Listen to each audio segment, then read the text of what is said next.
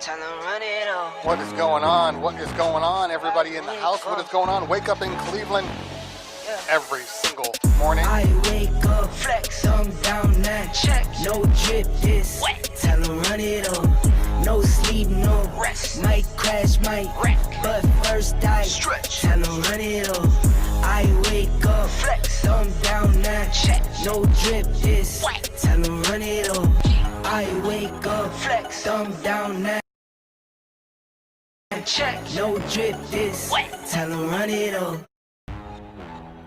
What is going on? What is going on? What is going on, everybody out there? What is going on? Wake up in Cleveland every single morning. We need to make sure that we're getting a sound check here.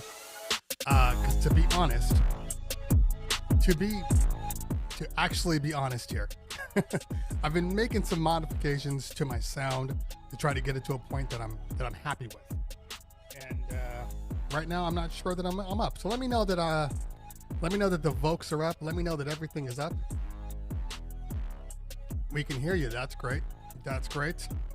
All right. So obviously, before we bring him on, I've made some switches, and it's driving me nuts a little bit because I can't hear myself out of these headphones. So I'm gonna have to switch headphones for a second here. Need to make sure the sound is working properly.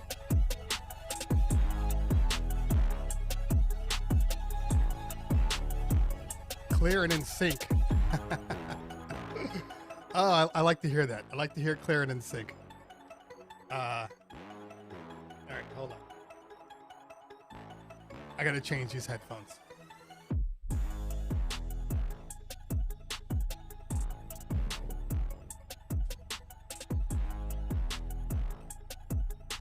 Now, the funny thing is, I'm doing like a Gatorade sponsorship for no reason. Now, the funny thing is, there's nothing wrong with my other headphones.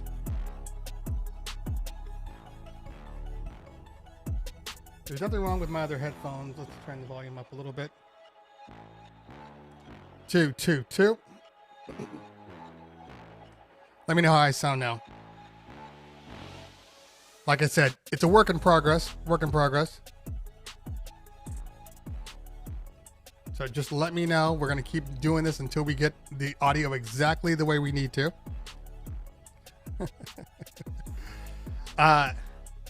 Yeah, so here's the issue. So good now? Perfect. Yeah, so obviously, thank you. Hits only, that's my boy's crew. My boy Rel, he might be on today, but he has this whole little mega production team that handles all of this hits only stuff. So they do music, they do video work, marketing, they do a little bit of everything, and definitely want to check them out.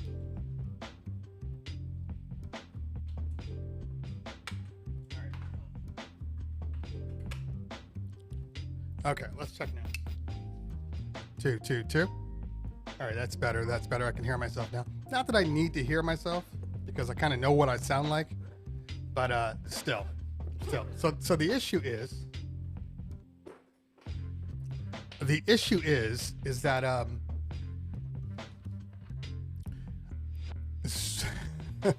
so I've been having a lot of issues with just making sure that my sound is optimized for the show, and so I've been going back and forth with a couple of things, and the end result is what you're seeing now. So basically, I have everything feeding through my ATEM Mini, that guy right here. Okay, so before I had them set up as everything was feeding out of my mixer. So everything was feeding out of my mixer right into the ATEM, and I kept having issues with sound, and I wanted to make sure that, like, when I'm not talking, it sounds clean, little things like that, little production polish. And also one of the biggest things was when I'm DJing, I kept having these weird sound outages on the ATEM, and I talked to Mojax because I was like, this is weird, this doesn't make any sense. And he's like, no, I'm not having any problems. And then I realized the reason why he's not having problems is because he uses the Rodecaster. and he feeds everything through the Rodecaster, and then it all comes back into his mixer. So I realized that probably the reason that I keep losing audio is because the board is warning itself. It's kind of just setting itself up and being like, nope, we can't do it. And it mutes itself, protection for its own self. So, so I've split the audio now. So I got the audio going from my mixer into one port, one channel, and then my mic is going into another channel. So still working out the levels on that one, trying to make sure that it works the way I need it to. But because of that, I can't hear the music out of my headphones. That's the key. That's the key right now. So it's coming out of the booth monitor, super low. But like I said, I don't really need it because it's on an autoplay. It's just playing background music anyway. So Mojax DJ in the house. What's going on, fam? Good to see you. Good to see you. Hopefully everybody's doing well on this fantastic Tuesday. Feels like a Tuesday. I think it's a Tuesday. You know, all of the days just kind of bleed together now. They literally bleed together. Like normally when I'm doing a DJ gig on a Saturday night, I didn't even realize it was Saturday. That's how bad it is where we are. I mean, where everybody is. And Mojax was telling me in Europe, they shut him down too. So, you know, right now we are all just kind of trying to live our lives, and that's okay. That is okay. By the way, I want to give a shout out before we start going through the little chat here to give shout outs to everybody. I always want to give a shout out to my mods. We got T Diesel in the house. We got Ratbone in the house. I don't know if we have John P or Lady Beats just yet, but that's okay. I'm sure they'll show up. A couple of things that I do want to mention. After this one is going to be a little bit of a shorter day. Normally we go for about 2 hours, but today we're going to end no later than 11:15 because after the show we're going to raid Mojax. And we're not raiding Mojax. We're going to raid Tweak Music Tips because it is Mod Appreciation Day. So I need my mods to take the raid with me and hang out there because it's Mod Appreciation Day. So we all need to show our thanks, and I definitely need to show my thanks because in all honesty, I couldn't do this show. I couldn't do any of the stuff I normally do without you. So I'm not trying to get emotional here. I'm just telling you the facts, guys. All right, so we got let's do a little room check here. We got Robsy in the house. What is going on from San Diego? We got I always pronounce this wrong. Dalo Show, good morning. J Style Sounds in the house. What is going on? Swizzle Cuts, good to see you, man. Good to see you. VA stands up, says Swizzle Cuts. Dope, dope, dope. Make sure you guys are all sharing the stream. Share the stream, share the stream, share the stream, because that's going to help, you know, get the word out to what we're doing here. And, you know, what are we doing here? Share the stream. Make sure you share it. Who else we got? DJ Cruz 1 in the house. Who else we got here? Said J Style. Heavy 78. Good to see you. Good to see you. Illamax. Yeah, I'm trying to get it together. It's just one of those days. DJ NYC T Nice in the house. Old man in the chair. It has been a long time for you, old man in the chair. Thank you for hanging out. LZ 805. Yeah, there's Mr. Sexy Voice right there. Okay. DJ Pep 718 on the YouTube side. What is going on? What is going on? Garfield is in the house. Mighty Rel is in the house. Good to see you, fam. Good to see you. Thanks for hanging out today. Who else we have in here? SVA Girl. Good to see you. Good to see you. All right. DJ Cruz 1. I think I mentioned it. The DJ named Vess in the house.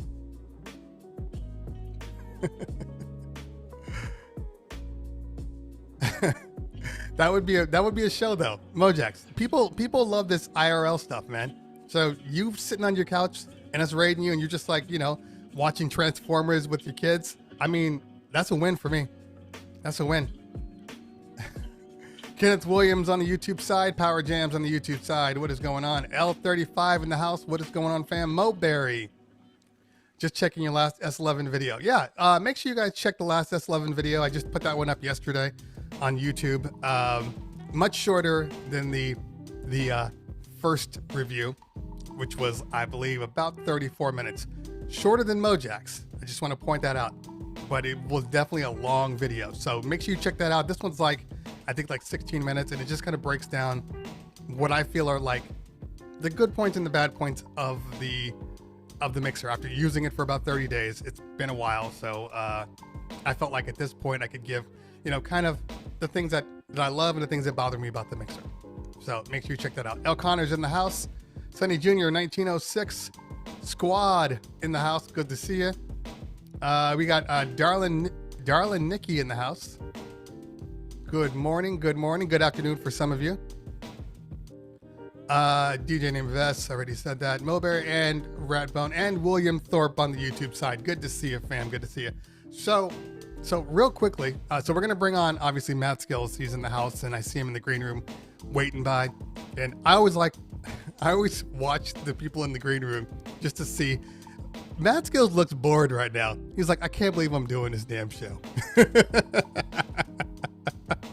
But I'm sure I'll switch over when I bring him on. Real quick, for the people out there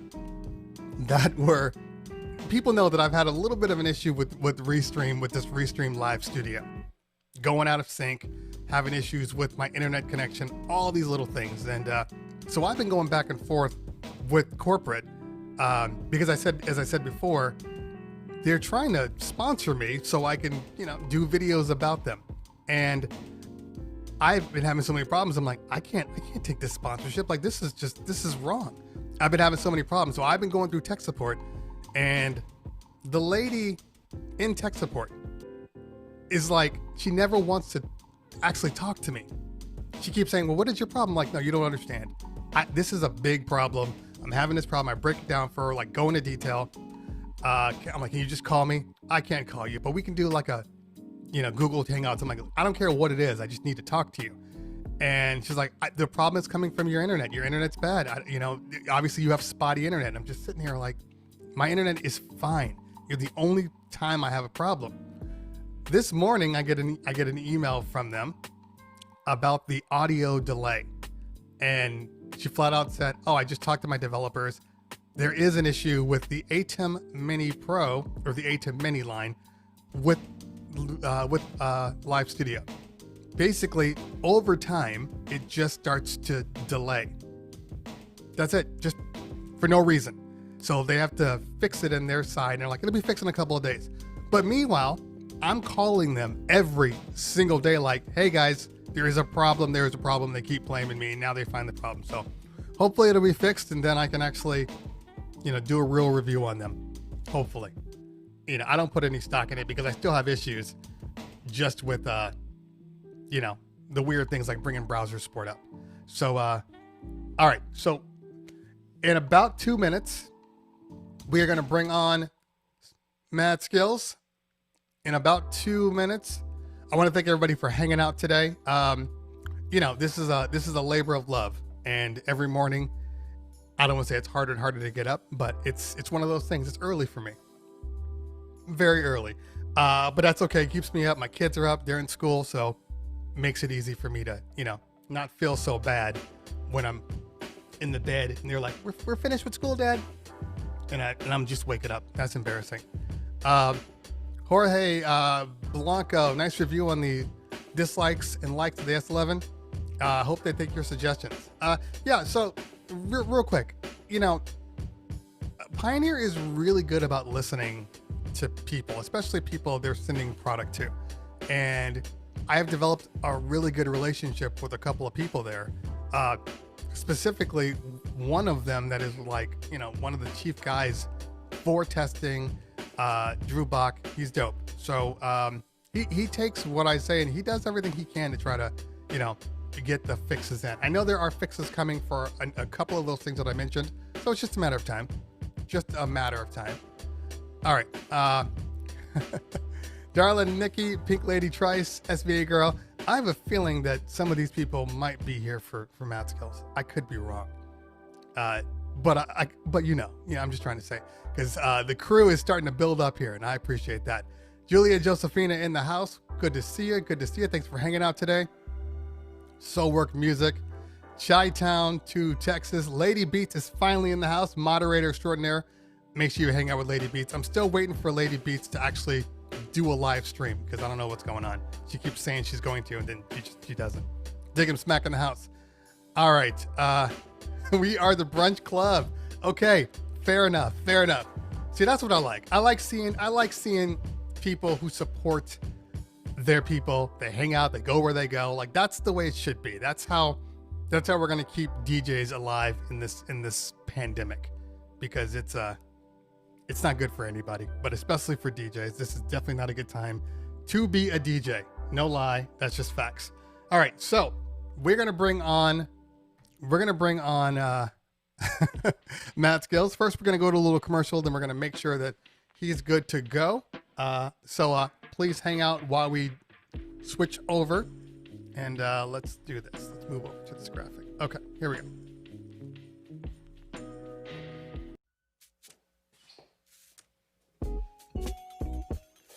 Okay, look, I know you think this is a little weird that we're sitting here talking and I just left and I was in a completely different outfit. Well, that's future me. I'm past me. So what I want to talk to you guys a little bit about while they're setting up for this next guest that's coming on, and I'm sure they're going to be dope, but I want to talk to you a little bit about ways to support the channel. You see, there's a lot of work that goes into this channel, and the only way to keep it going, the only way to keep bringing on new people and upgrading the sets and upgrading the intros is by you supporting me. So there's a couple of ways that you can support me, and I'm not sure that a lot of you know this. If you're new to Twitch, you want to look down right here. There's a little subscribe button. That's the easiest way to support me. It's like $5. It's like buying me a cup of coffee. If we're at the bar, you're buying me a beer. If you're feeling a little more generous, maybe you want to gift somebody a free sub. If you are a Prime member, you can use your Prime membership. You get one per month. You can use that on me. It doesn't cost you anything.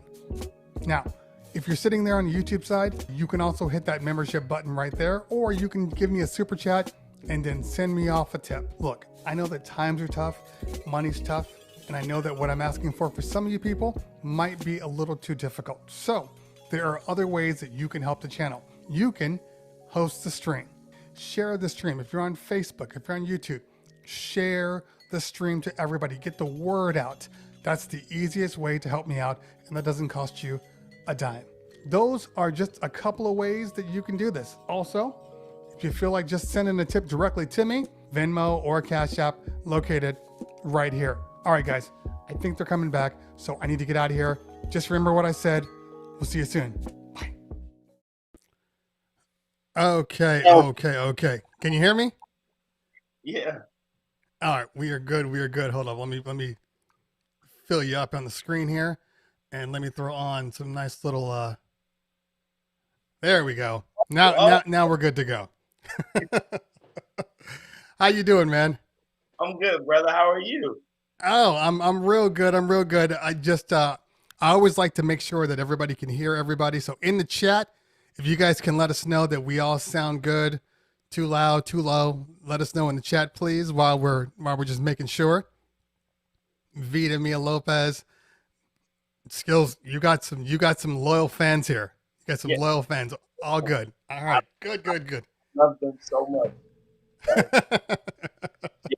You know, it's funny because, like I was saying, I mean, there are certain people out there, and I watch, and I follow people on their IGs and everything, and there are certain people out there that just have like a loyal following, like no matter where they go, right? They will follow you, and I think you have that kind of a crew. Yeah, they are very serious about what we do, man. We've been, some of them have been following me way before, quarantine or whatever. But, I was DJing online 2-3 years ago because I was, gigs. So before it became a thing, I was already doing it. So, it helped a lot, in the real world. But man, my 90s Girl Brunch crew is dead ass serious, like about that thing. And They take it as serious as I do, and I love it. You know what I mean? Right. Yeah. Now, where were you DJing before? You said you were DJing online before. So where were you before? Look, I was Mhm. on Facebook before they started cutting you off on Facebook. Because I had a whole lot of, I think I'm over like 100,000 on Facebook. So I was Really? on Facebook and get crazy, like crazy traffic. And then they started shutting that down. You know what I mean? So Hmm. It's yeah, I was it's on Periscope. I never DJed on YouTube though, but everywhere else. Mojack, right, right. what's up, bro? It's gonna be one of those things where we look back like 5 years from now, 10 years from now, like, hey man, I used to be on Facebook before they had a problem because it's a thing now. You know, it's like people aren't on Yeah, there anymore. I remember when it wasn't, man. I used to get on Facebook and do Michael Jackson and Prince mixes. That's how I knew they didn't give a fuck. Because Right, right, right. only thing I wouldn't play was like current shit. I wouldn't play like, Beyonce and fucking Justin Bieber, but everything else I played and it would just live. I had a Yeah, I so I used got you. to do it through a Mevo and it's done. Like I used to live on Facebook. And Fair. that's the thing. I can't stand Facebook. I hardly ever use it. Okay. So What's yeah, your favorite platform? I gotta say Twitch now because they don't cut you off, and they might mute you after the fact, but they never mute you during the mix. Second Hmm. is IG. I use IG a lot. Um, Twitter, of course, but Right. as DJs, we want to go where the numbers are. But what I realized early is fuck going where the numbers are. Go where the people fuck with you. Yeah. Man. Agreed. So Hmm. I get you. I don't care how many people you have on what platform. If you figure out the platform where they always support you, go to that. Yeah. I mean, Yeah. That makes sense. That makes sense. yeah. Now, yeah, it's funny because you actually know my partner, Paris Paul. Yes, yes. Yeah. Yeah, and he was yeah, what'd you say? He's the one that got me on Twitch. Him and DJ Everett. Right, right, right. That's what they were saying. I was like, he's like, yeah, you don't understand. Like, I was sitting there, and he's like, are you an affiliate yet? You're like, no, no. He's like, yo, man, you are leaving money on the table. What are you doing? Oh, bro, I still don't understand all the mechanics of Twitch. But Paris Paul was like, Skillz, like you have X amount of people like every week, like Hmm. you know what I'm saying? And I was like, yeah. So he's like, no, no, no, you're killing the game on there. You don't know how to benefit off of it. And I was like, oh, okay, cool. So he showed me some things, and shout out to Vita Lopez. She helps me a lot with understanding the mechanics. I just want to play music, man. You know what I'm saying? Hmm. I don't be thinking about subs and gifts and like that shit. I got way too much going on. So it's a thing with Paris Paul and them. He explained it to me in a very layman way. He was like, he said, Skillz, you know what Twitch is?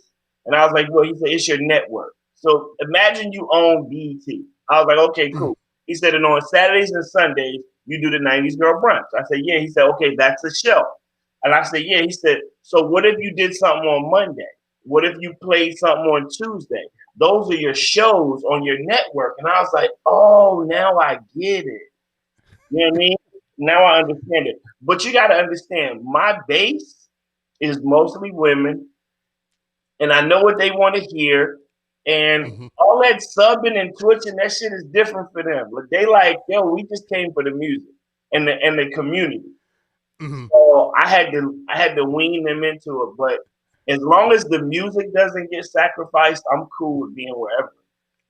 I got you. I got you. So you haven't tried like Mixcloud or any of those. You just No, stay no, strictly to the socials. no. Hey, Boom Bap Kids, I want to do Boom Bap Kids. What up, Silent John? You- I see him. we all want to be on Boom Bap Kids. That's the funnest show on the internet right now. I want to do mine like a Target employee. I want to be in Target when I do mine. I want to wear red like polo with some khaki pants and act Mhm. like I'm in Target. So So Silent John, get it, both of us. You know, I've been hounding them like every week. Like, hey guys, I want you on the show. I want you on the show. Like, yeah, we want to get on. We're working on schedule, and every week I'm like, all right, what's up? What's up? Let's get you on. Right. So, handle it, John. Handle it. Um, okay. So let's take it back a little bit because I know a lot of people, you know, they know of you. And oh, by the way, before I get into the history, I want to tell people something. So, Matt Skillz was on the Serato site, the Serato Twitch. He did a live stream on Serato a couple of weeks ago. Mhm. Burn the house down. Thank The house down. I was like, because you know, Serato, they're my people too, and I watch everybody that hops on there, and like, it's few and far between that like they have like, you know, real like hip hop 90s heads on there. Right. So when you got on, I was like, I wonder how they're gonna take to this. Murdered it. So Thank you, bro. Thank you. you're welcome. Hey, that set. Sonny James sent me the set, and I looked at it after the fact, and I was like, "Damn, that I was in the zone." Like, yeah, that You was definitely were. a good time. And big shout out to Serato. They've always supported me from day one. You know what I'm saying? And I appreciate that for sure. Yeah. They take care of their people. Once you're in their little circle, yeah, they're with you, they ride or die. So definitely appreciate them. Okay, so let's take it back a little bit because obviously you are, you know, definitely a VA rep. Okay, that is your thing, but you weren't actually born in VA. I was born in Detroit. Okay, all right. So how did you end up in Virginia? Well, my father used to work at like General Motors, and my mom went there to be with him. Got pregnant. Uh, Shit went left. I'm guessing, and she went back. I was born. I don't remember being in Detroit at all. I think I might have left when I was like 3 years old. And then she went to North Carolina. So I grew up in Fayetteville, North Carolina. I was in Fayetteville, North Carolina until the late 80s, and then I moved to Virginia. Gotcha. Okay, all right. And as far as like, well, you mean you were young, so I would say, was there any type of a culture shock? But at 8 or 9 years old, you kind of just adjust to wherever you are. Yeah, and You know? at a young age, I realized in Fayetteville that it was a military town. You know what I mean? And if I hadn't planned on being in the military, then it was going to be hard there. So, like, you know, on Saturday mornings watching cartoons, I would see commercials like E1 and up, come get a car for no money down. And, you know, E1 and up can get, you know, home. And I was like, what is E1 and up? And that was like military grade. Everything was catered to the military when I was younger. So I was like, you know, I was like, okay, yeah, I don't want to be a soldier. I don't. And my mom always told me like, yeah, you never going into the armed services. So, Right. yeah. So we left. I left in like 89. 89, I left and I went to Richmond, Virginia. Mm-hmm. You know, I don't know any black mom that has ever suggested that her children go to the army, military. Not one.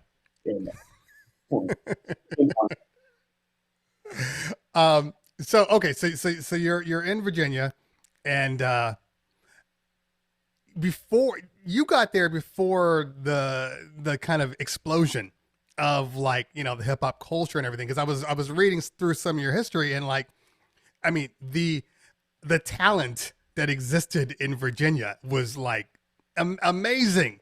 You know, I mean, what was that like, kind of getting to know? Because like, you know, you were running with Timbaland and Missy and Clips and Neptunes, like, and all of those things. Like, you know, how was that like right in the beginning? I was listening to one of your albums, and you had a Timbaland breakdown of like how you met him, Right. and I mean, was that just the way it went? Like that's how it happened?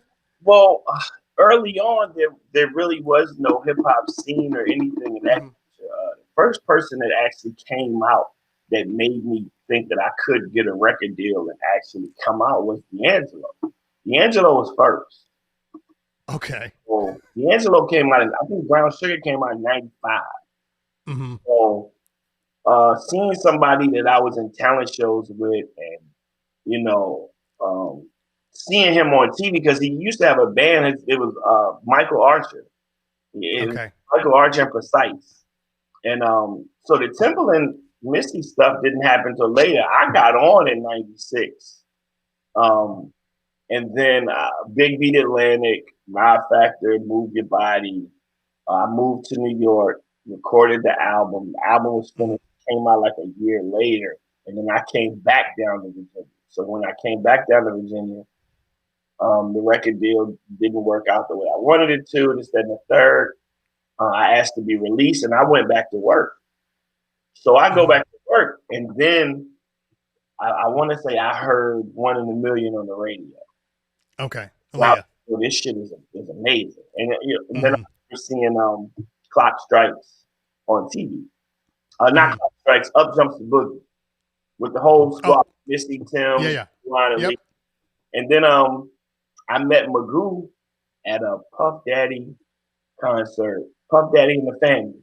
And he was like, what you doing? And I was like, yo, I'm chilling. Like, he's like, when your next joint coming out? And I was like, yeah, nah, I don't know. I don't have no deal. He's like, you don't have no deal? And I was like, nah, I got to introduce you to Tim. And he introduced me to Tim. And I went to the studio in Virginia Beach. And I want to say we made like 7 songs the next day. Damn. And we damn near made an album the next day. It was crazy. Now, obviously, your roots.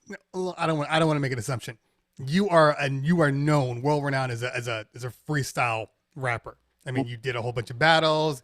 I didn't even realize that you battled Supernatural because I was reading your thing because the Supernatural battle tracks that I heard were all the ones he released. Right. So I didn't even know that you got second place in that. So I was like, damn, okay. What came first? Were you just kind of freestyling and that developed, or were you a writer first, or do you naturally just kind of freestyle into your lyrics? You know what I'm saying? Just writing, and also, riding around in the car just with the homies. You know what I'm saying? Yeah.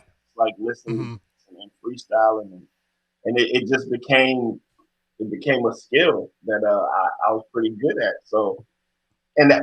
That was back in the day when freestyling mattered. You know what I'm saying? Like, yeah, right. Matter. That shit don't mean that. But, so yeah, it was a skill that I worked on, and I sharpened that sword, and it turned into something special, and it helped me a lot in my career. Mm-hmm. Now, all of the albums you released, because it seems like, as far as being a rapper, that was always kind of inherent in you. That's what you do. But the labels and it always seems like every time something good was going to happen, something just kind of jumped in the way and brought it down. Because I'm looking at all your history, and I'm just like, okay, he was on this label. Oh, I remember that album. Oh, I didn't know that was an album that wasn't released. Like, I didn't know. Can you talk a little bit about, like, I guess kind of almost in hindsight, as you're looking back, how that affected you? Because that's got to, look, a lot of the people on here, they're DJs. I'm a DJ. I'm also a producer. I was the same thing. I got signed, label fell through. That's the life of being an artist. That's what we have to live with. But like, that only happened to me, one major time. Right. I mean, it happened to me. We're talking 2 and 3. Yeah. Yeah. I never felt like it was me. Okay. So when Big Beat came around and I signed with Big Beat and I did the thing with Big Beat, like, they were hesitant.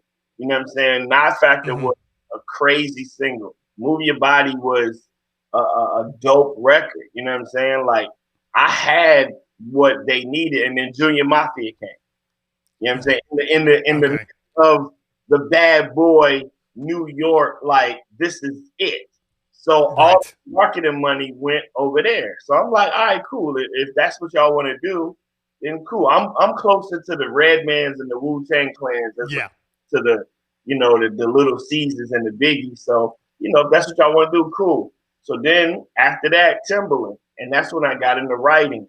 And then Tim had a label. I signed to it, and then I worked, and then I watched him move on to other projects. And I was like, all right, I'm the fuck up out of here. And then Raucus was popping. And so I go to Raucus, and I'm killing it at Raucus. And then right when I'm about to drop the album, Raucus sells half of the company to MCA. So it was never I never had a problem with creating a buzz. Yeah. I knew exactly how to get people talking about me whenever I wanted, like through, stretching Bobbito freestyles and, you know what I'm saying, just dropping like 12 inches. Like I knew ghostwriter, like I knew how to get people's attention. It's up to you to capitalize on it. Right. You know what I'm saying? Yeah. So I never felt like, well, maybe I don't have it. I knew I was dope. Like, fuck. Not whether I was dope. Right. Now, speaking of your song Ghostwriter, because obviously it's kind of you have said to people that, you have ghostwritten for, a lot of different artists. How many artists would you say that you've actually written for? Oh, God. 100. Really? Yeah. 100. Okay. What's the kickback on things like that? Do you get royalties? Sometimes you do. In most cases, early on, I didn't. But then later on, I started understanding, splits and publishing and things of that nature. Sometimes you just got a brown paper bag, tax free. You know what I mean? So it was a learning process, but also it kept my name moving around in the industry. That helped, you know what I'm saying? Like, and a lot of people would just come to me for records and verses, and I'm still writing songs to this day. Like, really? Working on Beyonce shit now. You know what I'm saying? So I'm still I will never stop songwriting because I realized I could do that forever. Exactly. Yeah. Age is nothing but a number when you're songwriting. Yeah. All right. So after VA, well, not say after VA, you've been in VA. Like you're a VA lifer. Like that's your spot now. That's your home. I live in LA now, but I'm always back and forth. Gotcha. Okay. All right. We're in LA. I'm in Van Nuys. Oh, you're right around the corner from me. Yeah, I'm in Simi. That's where my house is. Right. But I grew up in the valley. Yeah. All right. So can we talk a little bit about you had a relationship where you were touring with the Roots, which is one of the greatest hip hop bands of all time. I was on the Roots. Like they were about to put me in the Roots for a second. Really? Yeah. I can see that though. I can see that. That actually makes a lot of sense. And you have a couple of tracks with them. And good friends of mine, very good friends of mine. Yeah. They found a niche and they are capitalizing on it. But to this day, and it's funny, you were probably there now that I'm thinking about it. It was such a carnival of people. So I went to the Roots Come Alive tour at the House of Blues on Sunset. Yeah. And so you were there because I was Common, it was Talib, it was yeah. That's to this day still one of the best shows I've ever been to. Yeah, man. I missed the House of Blues on Sunset. Yeah, so do I. Like that Sunset Alive. You know what I mean? Yeah. Some of the best concerts I ever went to were right there. I mean, I saw Jill Scott before she blew up. Yeah. She had a sold out tour. Nobody even knew who she was. Right. And she was at the House of Blues and just changed my whole perspective about performers. I love that venue, man. I did it with 50 Cent. I think when I toured with 50 Cent, we did a House of Blues. Crazy. Shout out to Green Lantern in here. Oh, Green Lanterns, I haven't even looked at the chat. I'm being a bad host. What I was gonna do at the end is I was gonna go through the questions and just ask quick questions, and if they had any questions, answer them real quick. Yeah, got you. Yeah, definitely. If you guys have any questions out there, throw them in the chat. And save them for later, and yeah, we'll there do. You go. There you go. So lost my train of thought here. So I guess so let's talk about the wrap ups and where that came from. And are you still doing them? Because there were a few of them were on like iTunes and Spotify and stuff, and then they just kind of stopped. Right. Are you still doing them? Well, I did them up until till last year. Okay. This year, I'm still on the fence about whether or not I'm gonna do it. So yeah, it's been a whole tug of war because I'm doing a lot. Like when I was looking at you doing the chat earlier, I was looking at how much shit we do now. Like we're fucking directors, we're engineers, we're tech support, we're on air personalities. Like we do a lot now, and I'm not saying all DJs do, but most of us do. And the only thing that's been my saving grace during this whole quarantine has been the DJ sets and the songwriting. You know what I'm saying? Because I enjoy it. So I don't know about this year, bro.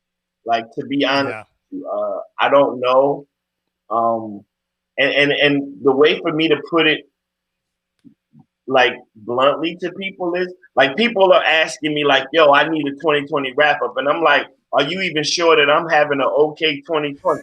Like, you know what I'm saying? And my thing for me is like, and as an artist, you can probably attest to this. When I don't enjoy something anymore, I stop doing it. Yes. And facts. This year, I've written everything down, bro. I have it all written down. It's like fucking 5 pages worth of shit, and it's all depressing.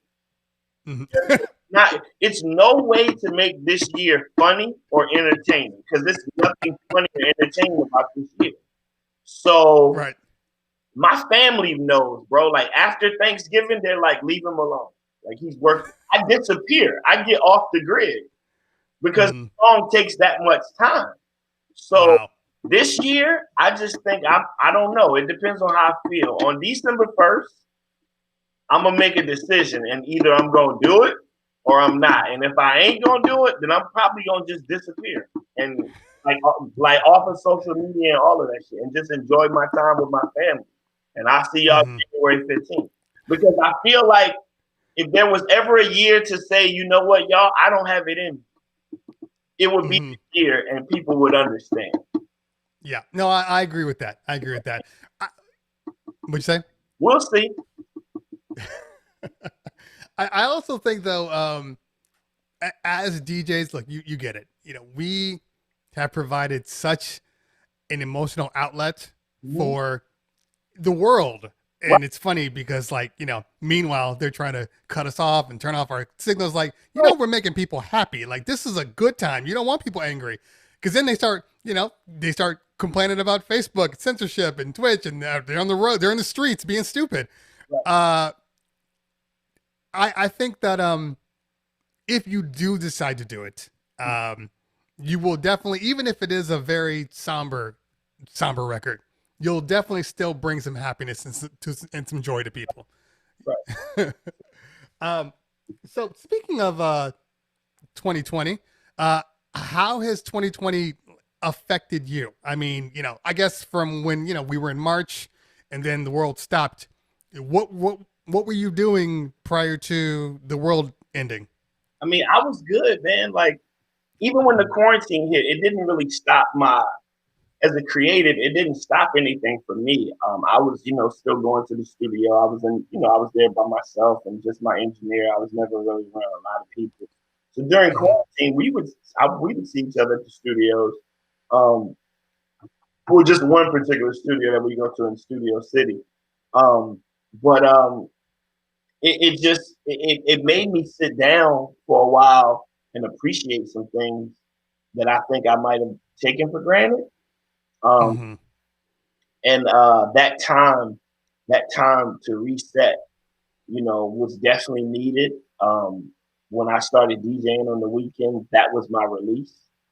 Right. During the week, I would, tend to my business and, do other things that I needed to do.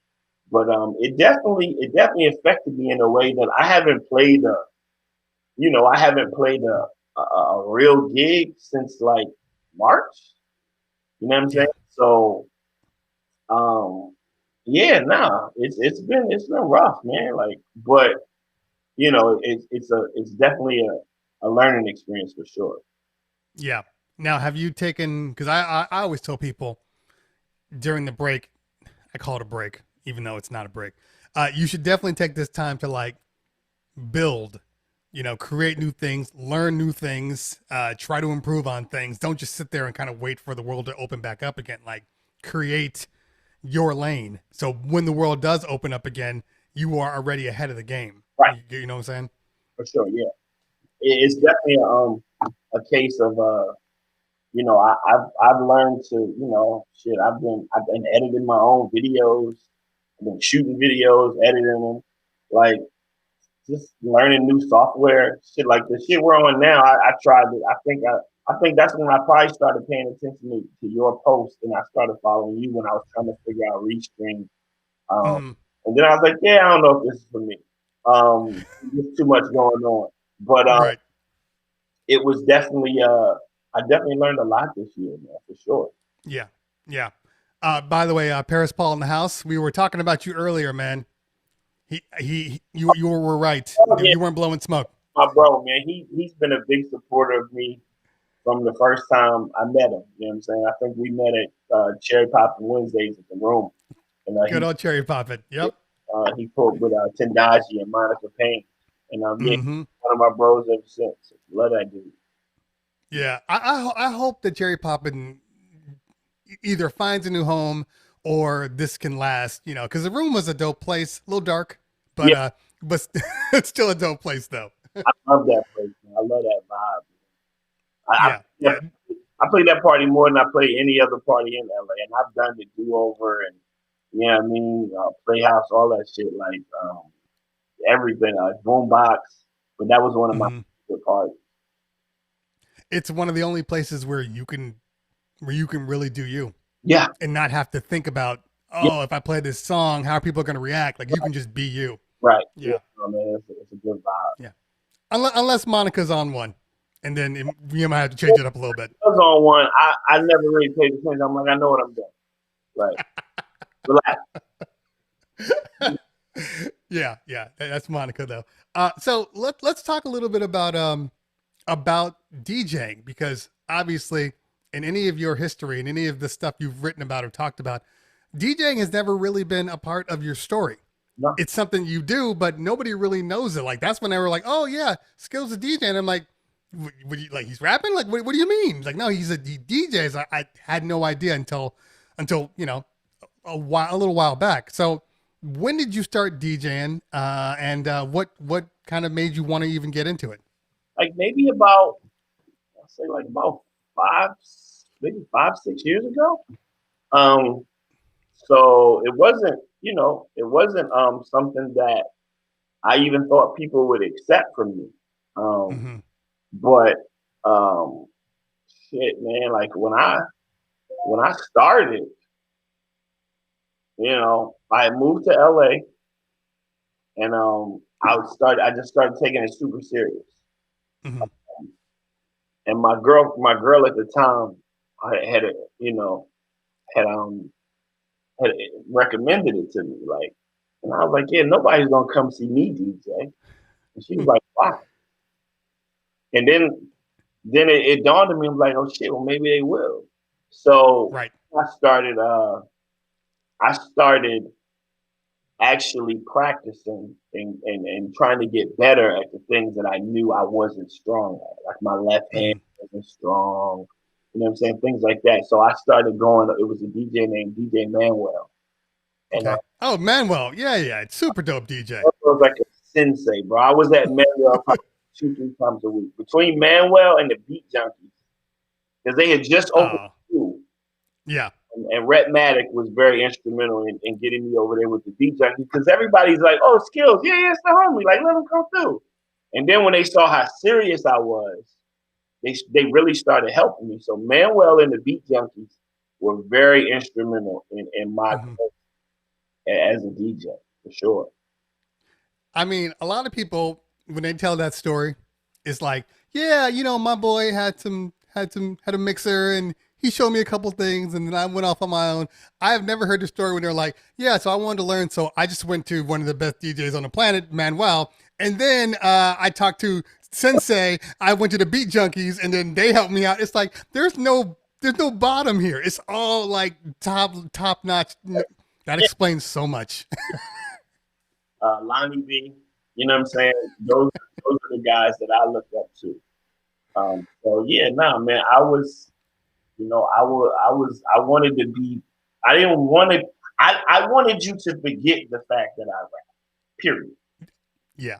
Like, you know what I'm saying? I'm like, I didn't want people to be like, oh, he's a, you know, because it's like, you know, when we all come over, it's like, okay, here comes another fucking rapper trying to DJ. It's just going to be trash. Like, so when I would come, I get a 2. I had to be good because I only got one shot.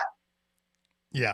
If you flew me up to Portland to DJ your monthly party, your hip hop party, and you know, you was like, yeah, I know his records, he's a dope MC, I'm gonna fly him up, and you give me a bag or whatever, and I come and I'm whack, I'm not getting called back to Portland.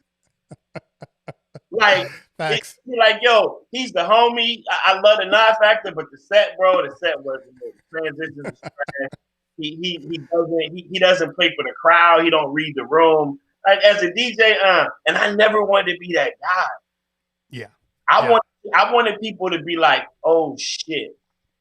So I would play for like an hour and I wouldn't do anything. I would just play records, blend in, blend out, smooth transitions, and people were like, okay, cool. Then the second hour, I would start getting fucking busy. And DJs would start coming behind me and standing there and looking at my laptop like, oh shit, like this motherfucker's killing. The song selection is crazy. He's getting his tricks off. He's hosting while he's fucking DJing. Like, and then they, you know what would happen? They would come and they would look at my laptop and I would be in AM mode and they couldn't see the song. Oh, yeah. Would go, oh, this motherfucker's not playing. I would play a treat. I would play some shit and they'll be like, what is that? And then they come and they look and they can't read the file. And they're like, oh, yeah, this motherfucker's not playing. And then at the end of the show, I would do the nod factor like live. And they would be like, dog, this is one of the best sets ever. And I'm like, that's what I wanted. I wanted you to forget that I was a rapper. Yeah, yeah. It's super serious. Yeah, there's nothing worse than being typecasted. Right. And you know, yeah, because I'm the same way. Like everything I've ever done, like even when I started my YouTube, I was like, yeah, I think I'm gonna start a YouTube. People are like, well, you know, at this point in time, is that something you really want to do? It's saturated. What are you gonna do to set yourself apart? Like, come on here. Like just do you, and you'll be all right. I'm gonna keep it. It's a whole bunch of whack rappers that are DJs. I'll keep it. Like it's a lot, and I never wanted to be that ever. I get that. You know, it's funny too because like it's either rappers or especially dancers are the new transition DJs now. Yeah. All the dancers, because they have a following, they just, I'm gonna start DJing, and anywhere they go, you know, they'll have 100 people following them to the club. But still, you're like, but you're not good, right? Like, you good counts for something, bro. Yeah. You know what I mean? Right. Yeah. And did you learn on obviously you were with Manuel and the Beat Junkies, so you learned on turntables? Yes. Yeah. Okay. So what'd you start on? I started on Techniques 1200. You know what I'm saying? So. And back in the day, I always had a mixer and turntables, but I was never DJing. We used to have them just to sample records and make beats. Yeah. You know what I'm saying? You get the mixer with the little 8-second loop on it and shit. So that's what we freestyled over. So I had because it was a part of hip hop, but I never learned how to fucking get down. You know what I'm saying? And then from some of the people I was around, you know, I understood some things, but you know, it worked out. Mm-hmm. Gotcha. Yeah. I mean, I still can't get over the fact who your mentors were. Like, I'm so jealous right now. Yeah. D Junkies, DJ B, Lonnie B, Biz Markie. You know what I'm saying? And then just the DJs that I watched and I paid attention to. You know, Biz, Kid Capri. Because G-Spin, what's up, G-Spin? Yes. What's poppin'? I mean, because I'm thinking, like, because a lot of times, look, we're both, you know, not young people. Right. You know, like I have a what'd you say? Yeah, not at all. Yeah. So I have a 14-year-old son, and he's a tap dancer and all this stuff. But he knows, you know, I DJ. This is my living. I earn a living doing this, and you know, I throw him out here. Here's a turntable, whatever. And he gets on, and all of a sudden I'm like, he's catching it like that, just picking it up, you know. But then the older you get, the harder it is to pick up things, especially technical things like DJing and scratching and different types of scratches and all that stuff. Like your body just doesn't work the same. The fact that at this point, 5 years ago, you got from basically knowing nothing to where you are right now is so impressive. I don't think people really understand how impressive that is. Right. Because it's almost unheard of. It's almost unheard of what you've done.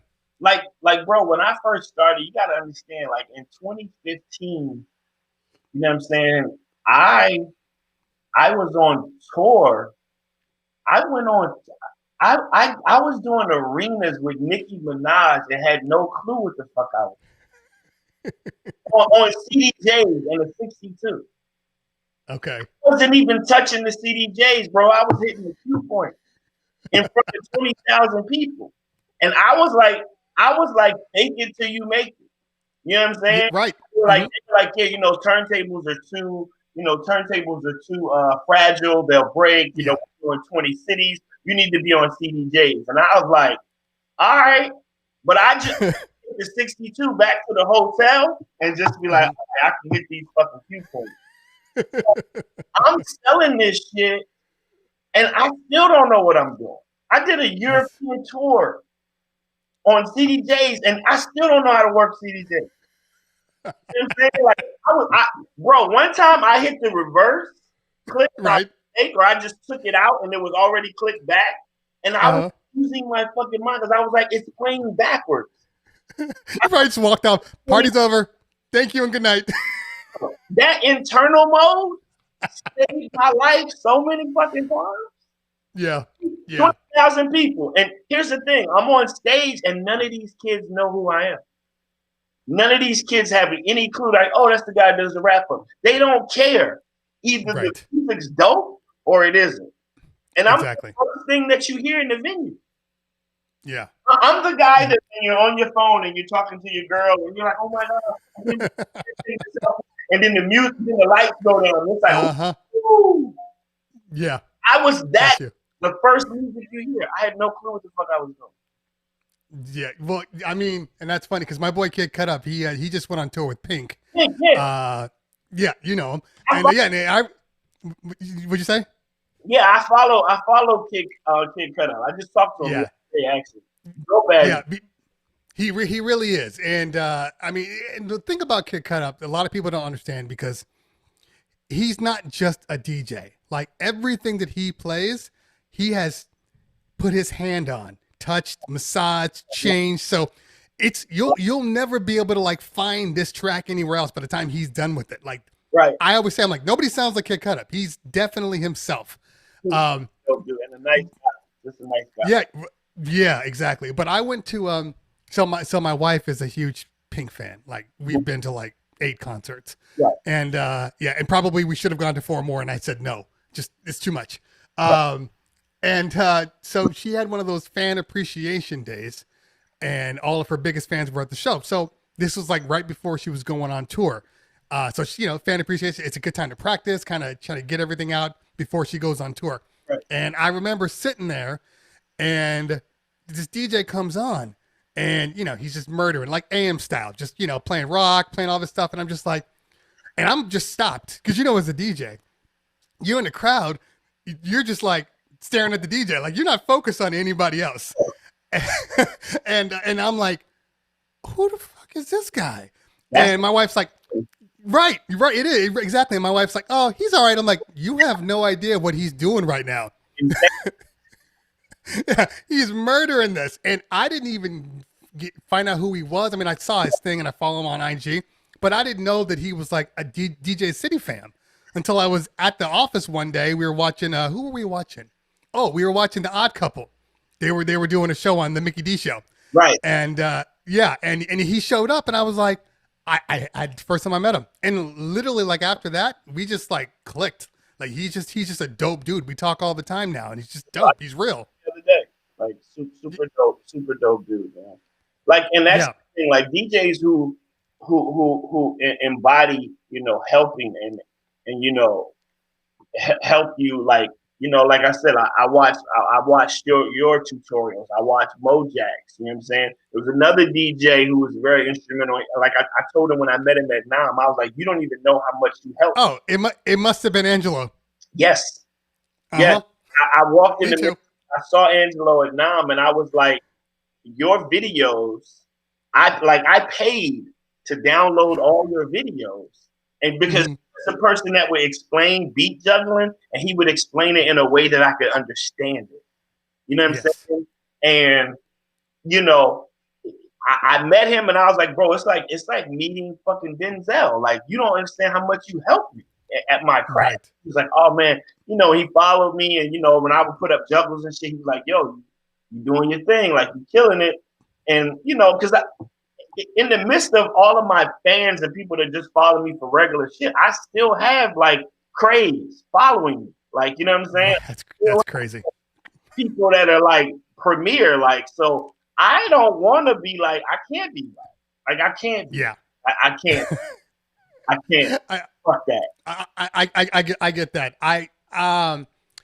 It really just started for me during quarantine, where like, because when I did that one video about Restream, and I actually did a couple of videos on it, right? And I mean, I already had a good number of followers, but like it was at that point where like I think I gained in the month of March through like, I don't know, maybe right into April and going into May. I think I gained like 6,000 followers, like that. They were just flying through, and I was like, what just happened? I did that video for me. Because as I was learning, I was like, I think people need to know this. So I posted it up, and I didn't even know. I was talking to Paris once, and because we talk like every other day, and he was like, hey man, that video you did? That video has like 30,000 views right now. And I was like, no, I just put that thing out like 2 weeks ago. Like, that's not my average. Yeah, right. And then, I mean, I think now it's at about 200,000 views. Like it's a legit video. So so for people like Angelo, and I follow him, and yeah, I saw him at NAMM a couple of years, and I've been like, yo man, like, what you bring to the community is so invaluable, that it's like people need to understand. And he's so humble about it. Yeah. That it's like, no, man, no, you don't understand. Like, you're dope. He's like, yeah, thanks, man. Thank you. Blah, blah. I'm like, oh, I'm trying to get him on the show. So if you got some words, get him on. I've been talking to all my people, and he was like, yeah, I'm a little busy right now. I'm like, come on, man. I need you on the show. No, I need you on the show. Somebody mentioned Scratch Bastard's good too. No, Scratch Bastard is on a different level. Yeah. Legitimately on a different level. He's one of the best DJs on the planet right now. Super dope. Yeah. So, okay. So what are you using now? What's your go-to DJ gear? I got 2 Rain 12s. Mm-hmm. MK1s or 2s? 2s. Okay. No, ones. I'm tripping. And I took my S9 down, and I'm using my 62. You went back to the 62? Really? The 62. And you know what it was? During my 90s girl brunches, I love the Pioneer, but I hate the echo effect on the mic. The fact that I have to turn it. On the front of it, right? And I like being able to just punch a button. So what Yes. was, so I'll be DJing and let's say I'm talking or whatever, and I just want to echo like the last word that I say. You know what I'm saying? I want to say 90s girl brunch. Like I'll have to turn the knob. So I'll turn the knob and I'll say brunch and then it'll echo and then I'll start spinning. And then I forget that the knob is to the right. So when I see somebody and I want to shout them out, if I shout, yo, shout Cleveland Terry, it's like, oh, fuck, I just fucked up the whole shout. Now I got to turn this shit all the way back. So I pulled out my 62 and I've been using that. I had oh God, what's his name? I don't want to mess his name. He fixes everybody's turntables in LA. He used to, God damn. And he just came to my house. And I paid him. There's a couple of them. Yeah, right. He would go around to LA and fix all of the turntables in all of the clubs. So Work says Henry. No, it's not Henry, but Abel, DJ Abel. Oh, okay. Mm-hmm. So Abel comes to my house and tightens up my 62. Just to like clean the faders, like took out it. And once I started touching it, I was like, oh yeah, this is like brand new. So I'm back on the 62. I might get a 11, but I'm waiting. You'll still run into the same thing though because the controls are on the front. I'm good. You know what? You might think about getting the Rain 70. That's an update for you. It gives you everything the new stuff does, but it keeps all the things that you like on the top of the panel. 70? The 70, the Rain 70. The Rain 70 is right now the best mixer that Rain has. Okay, not the 72, the 70. It's cheaper. It doesn't have the big screen, but I own one. It's the best mixer Rain has ever made. Okay, bet. Because I remember I was about to get another 62, and then Matt from Serato was like, Skillz, just chill. Pioneer's about to announce something. Just hold off until you get it. And I was like, all right. And then they announced the S11, and I was like, I saw it. I was like, yeah, no, I'm good.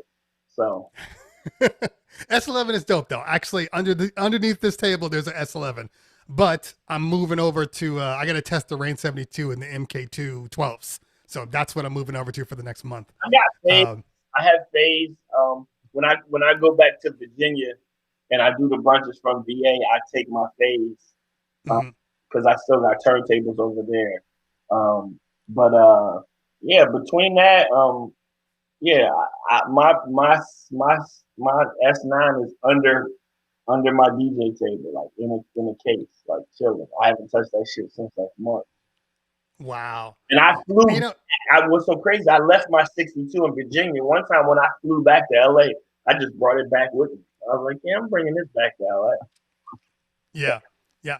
I'm actually going to cut this little part of the video and send it to Pioneer, the part where you talked about the controls, because that is literally my number one gripe about Pioneer mixers. Yeah, if they could pick I would get one. Yeah, like I'm like in the dark, you can't see anything. You can't see these controls in the dark. Like think about DJing at the room, trying to affect the knobs. It's impossible. No. It's about dark in there. So I'm good on that. Yeah, I see. Dalo says phase versus 12. Two different things, man. And I think Skillz just said it himself. You can throw your phase in your backpack and go anywhere. And as long it doesn't matter what you know what I'm saying? Like what proper etiquette that the turntables are in. It doesn't matter what kind of shape they're in. If that shit goes around and the pitch, right? I can do. You know what I'm saying? It pains you to go to a gig and you get on the setup and you know you can't do what you usually do. Right. And that's the worst. Phase got that shit out of the way. So yeah, as long as the turntables go around on a 33 motion and the pitch works, I'm gonna be able to do what I do. So yeah, especially once they go HID mode, that's gonna change everything. Yeah. Looking forward. Always a toner. Yeah, it should be dope. I want to ask real quick because I mean I know that you're in LA now, but politically, you know, Pennsylvania was kind of a big talk this year with the you know, with the voting and everything. Right. Pennsylvania, it's always typically been like a blue collar town. Like it's a working man's town, right? I mean, I've only been through Philly. Um, I was in Philly for a while, just running back and forth. My managers lived in Philly. Um, but yeah, Philly, maybe like Reading a little bit. But I spent a lot of time in Philly around the time when I was working on $1 Million Backpack. Mm-hmm. Yeah, it's definitely a blue collar town, like real big sports town. You know what I'm saying? Well, I'm talking about Philly in general, but Yeah. yeah, nah, it didn't surprise me that it came down to that, and that Mm-hmm. saying what they did. Like Philly's a shit, man. Pennsylvania's a Harrisburg, you know what I mean? Like Harrisonburg, like I've been through there. But yeah, no, it's a beautiful place though. Definitely beautiful. Mm-hmm. Gotcha. Um, I want to go back to music real quick, and then we can start answering questions here. As far as albums go, what's the favorite? What's your favorite album you ever produced? The first one from where Okay, from where is dope though. I just played that yesterday. And I was like, ah, damn, because as I was going through your list, and I'm like, okay, I remember that cover because I used to play this cassette tape all day long. right. From where is a dope album though? It really is. So that's your favorite. Obviously, it's your baby. You know Yeah, that's. Mm-hmm. yeah. Uh, what's the next one? Because it's almost like saying like, yeah, tell me your favorite child. Like, no, all my children are my favorite. Like, But you still got a favorite. from from where is probably a standout one, and also the world needs more skills. Okay. Like was an amazing album. Mm-hmm. For where I was in my life. Slept on one is the one I did with Bink. I did a full album with Bink called Made in Virginia, and that shit was the beats between the beats like Mm-hmm. him was just hitting on all cylinders. And I love Bink as a producer. That's like my brother. And we did an amazing project. You know, it's on I have a song on there, and I still probably will want to shoot a video for that song. The first song on that album is called "Sky's the Limit," and it's probably one of the illest songs I've ever made in my life. Like I hear it, and it makes me want to get up and do something. Like you just feel like you need to be doing something productive when you hear that record. Mm-hmm. You know Right. Okay. All right. Yeah. What about your Super Friends run? Oh man, those are still my friends to this day. Mm-hmm. And, we made a lot of things happen in Virginia. Still doing it. But yeah, those are some talented guys, man. Super creative. Like Yeah. we made a Yeah. big thing out there. One of my favorite tracks from you is actually not even from your album. It's from the Pete Rock album, the Oh, One MC, One DJ. one DJ, yeah. I remember To that. this day, I'm just like, first off, the beat is fire.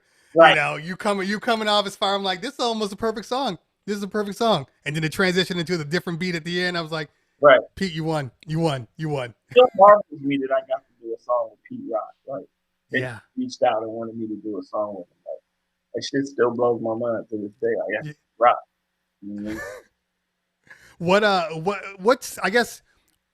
artist or what producer were you ever, besides P Rock, like just completely like awestruck, shell shocked over that like wanted to work with you, even if it didn't happen? Dre. Okay. Yeah. Yeah. I Dre. can see that. I was Dr. Dre even knew who the fuck I was. Like, Game recognized game. yeah, man. Dre good dude too. So. One of the things that I was a little shocked by when I was reading through your Wikipedia and everything else. By the way, do you go back into your Wikipedia and make changes? No. Okay. Because it's usually the information is usually wrong. Like so I've looked at it a couple of times. I'm like, that's not right. Like, I didn't make the song. Like, and then some of the stuff, you know what I'm saying? Like, I don't, I just be like, oh yeah, that's the internet. People gonna say what they gonna do. Yeah, I get you. I get you. But one of the things that I think it had to be true, you taught at the University of Richmond, Mm-hmm. artist in residence. You got to tell me about that because, first off, I love seeing hip hop history kind of unfold in the making, and the fact that you're teaching about a culture, about the hip hop culture, that's amazing. I mean, tell me a little bit about that. Was it in person? Were you actually there, like with a tie and everything? Yeah. No, I didn't have a tie on. I dressed like this when I went to school. But yeah, no, I taught there two semesters in a row. It's probably the most popular class on campus. I have a Mhm. partner in the class. His name is Eric Nielsen, Professor Eric Nielsen. So me and him collaborated and taught the class. And yeah, man, it was shit. Our students range from, we had people in there from 18 to, I want to say the oldest person in the class is 56. Okay. And it wasn't just college students. It was undergrad, and you know what I'm saying. Yeah, nah, man, it was an amazing experience. Like, cause I can talk about hip hop all day. So to Right. actually be able to talk about hip hop and teach it as a course, it made me break it down in a different way. But the fact that people are like, oh shit, like I gotta call you professor now, and I'm like, yeah, you know what I mean, like So it was a wonderful experience, man. I can't wait to get back into actually physically teaching in class, like because I could do that forever. You know what I'm saying? Like, Right. and that was something that I was really looking forward to getting back. So then the COVID happened, and you know what I mean. Hmm. I love that class, man. And I got my rap name at that school. So you know what I mean. Like it's all Right. came back full circle. Full circle. Yeah. Yeah. And I think you might be one of the only other artists, at least that is known besides like, KRS One, because he teaches and stuff. But tell me though, what's the curriculum?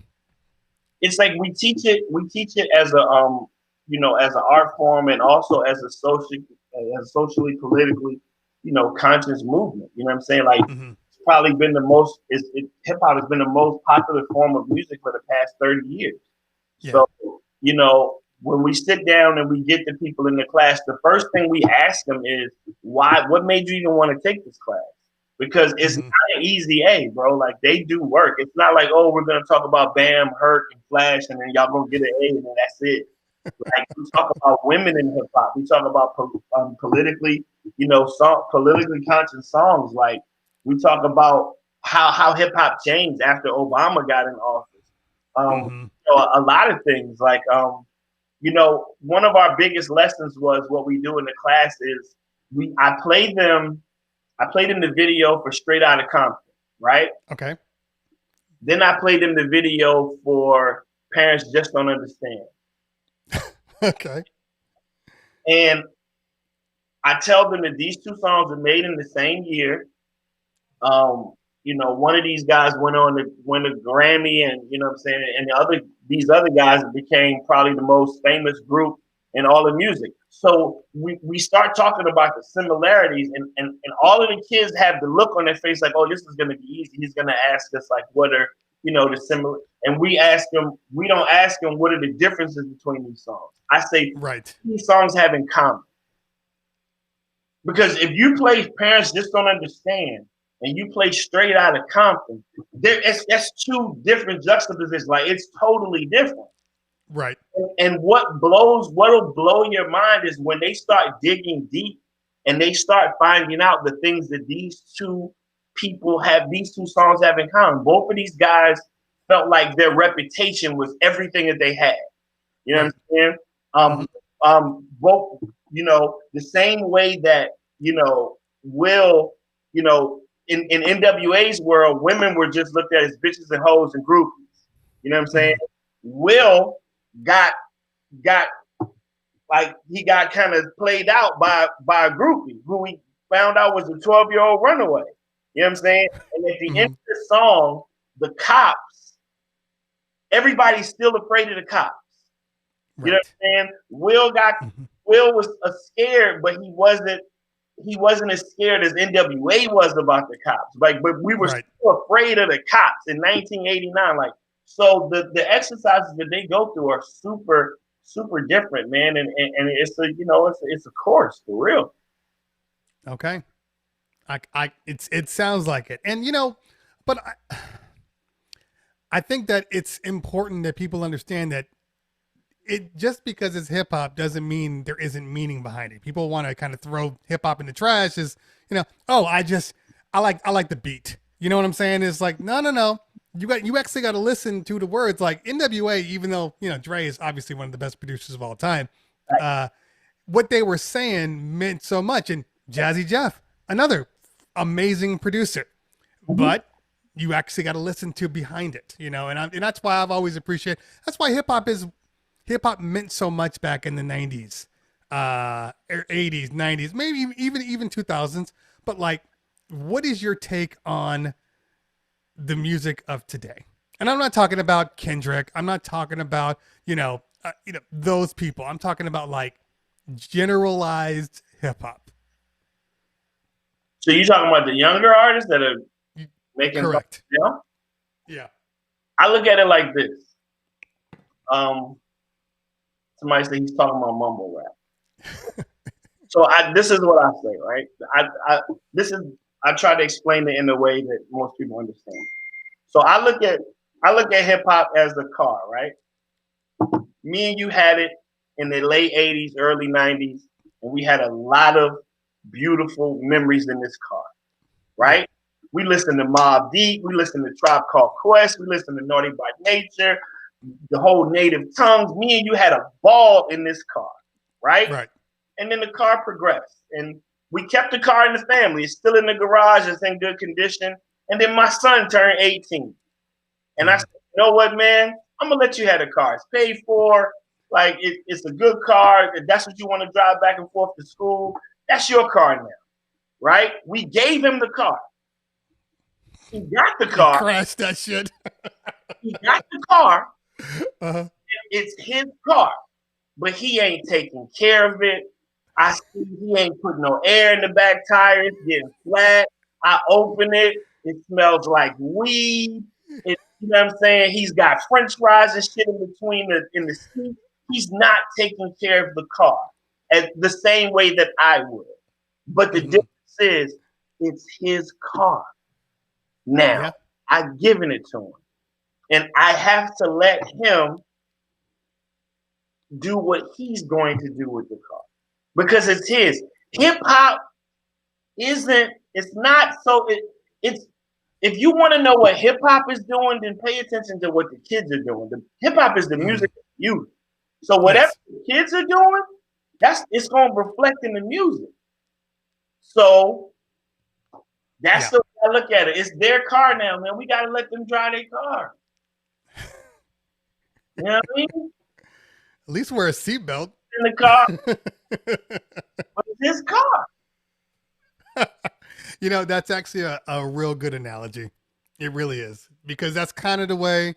You have kids? You have a daughter? Yeah. Yeah. It's kind of the way as we watch our kids grow up and we see them doing dumb shit. And we want to like, at first we're like, hey man, stop doing dumb shit. This is what's going to happen. And at a certain point, you're like, you just got to do dumb shit. And I was just talking about this yesterday. Like, at some point, they think they know what they doing. And you like, yo, did you do this? And they like, yeah, nah. And like, well, did you do this? And like, yeah, nah. You're like, so you know what's going to happen. Nah, Dad, you don't know what you're talking about, Dad. It's different now. You just sit back and go, okay. As long as they're safe and they're not in any danger, it's some shit that they're going to have to learn on their own. Yeah. And, you know, it is what it is, man. Like, now don't get me wrong. If it was my classic car, I wouldn't have gave him that. I gave him the family car. I didn't give him. You gave him the station wagon. I gave him my '88 BMW. Like, I didn't give him that. I never want to be an old cat talking shit about the young dudes because I know when we were doing music. You know what I'm saying? They talk shit about us. There's so much shit that people didn't think was gonna work. You know what I'm saying? Like, motherfuckers was mad at Run DMC. When Run DMC came out, old school niggas was mad. They hated them niggas. Like, we don't fuck with y'all. Because you gotta understand, from the time that when rap started, it was a cadence that everybody used. Yes. And it was something, something, something, something, something, something, and something to give my money. And something, something, something, something, something, and laughing like it's funny. That's how everyone rap. When Run DMC came out, like 2 years ago, a friend of mine asked me to say some MC rhymes. They was like, that shit ain't gonna work. What is this? Right.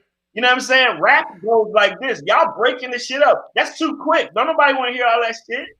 And then legend, hip hop rock and roll hall of fame. Like, you know what I'm saying? So it has to change. And I wouldn't want anything to stay the same for 30 years. It has to evolve. So like, it's got to be what it's got to be, man. Like, you know. Yeah, but Lord, and I Lord Blanca says they were embraced by the old guys. No, Melly Mel and all of them was not fucking with Run DMC, bro.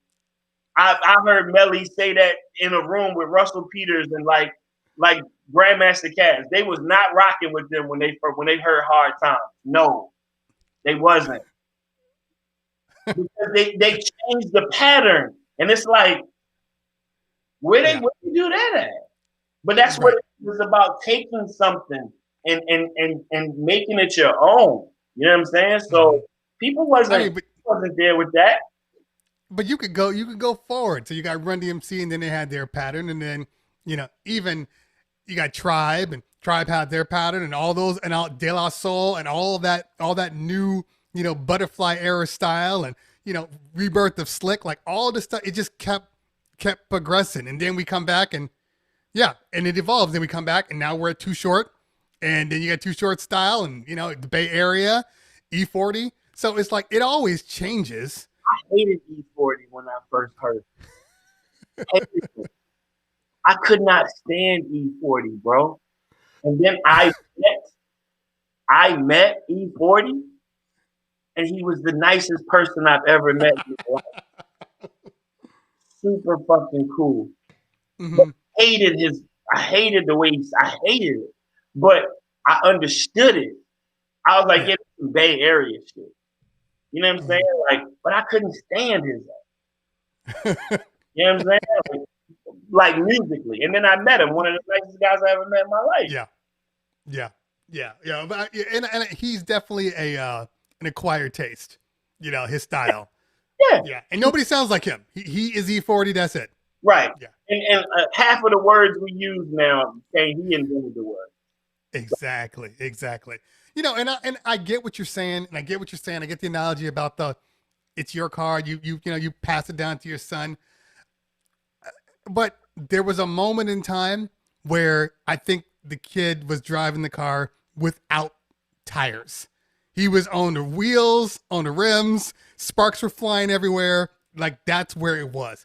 It is now gotten past that again, where now I think lyrics are starting to become a little more important. I mean, it's still what it is. Right. They're never going to, I don't think the lyrical creativeness that used to be, it's kind of left side now. It's like left wing, and you got two different sides of the spectrum. But I still think though that the lyricists are coming back.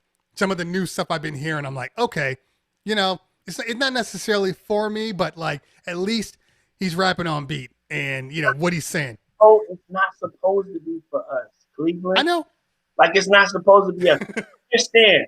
My mom grew up on the Temptations, right? Mm-hmm. Grew up on goddamn Yeah. That was her music, class, elegance, like people that presented themselves in a presentable manner. I'm in the room listening to "Fuck the Police." True. You imagine? Can you imagine what my mom was going through? Yeah. This motherfucker's listening to a song that's saying "fuck the police." What? Yeah. So if the words first thing that my child is doing is mumbling some songs that I can't even understand, man. Okay, but hold up. Using that same analogy.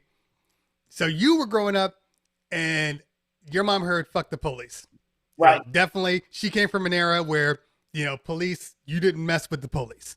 They were in their own lane. Nobody would say anything out loud about the police.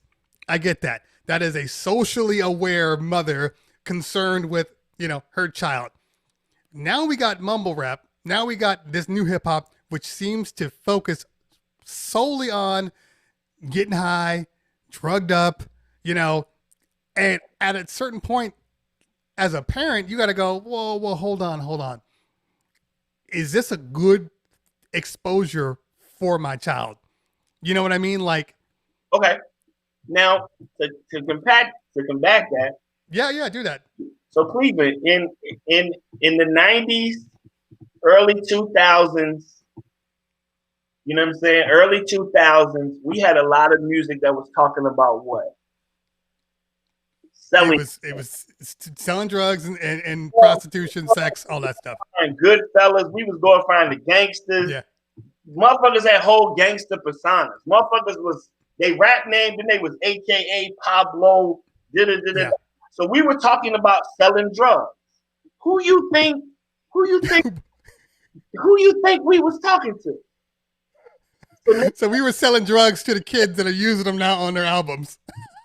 Come out. Drops mic. Do you understand Cleveland? Do you understand what I'm saying? It all comes back around, bro.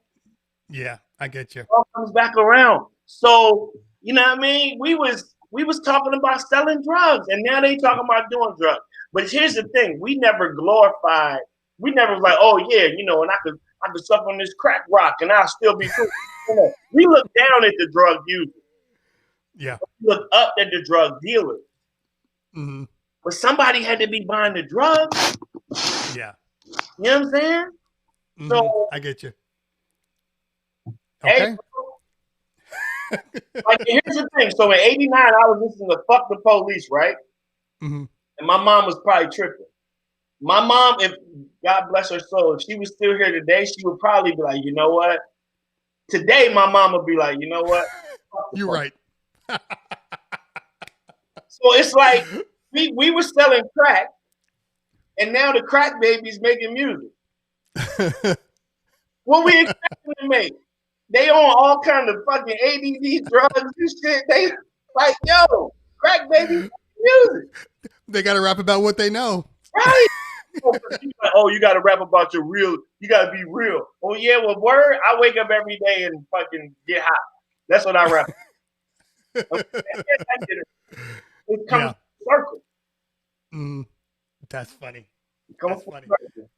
Yeah, no. You're not wrong. You're definitely not wrong. Somebody said they mumbling.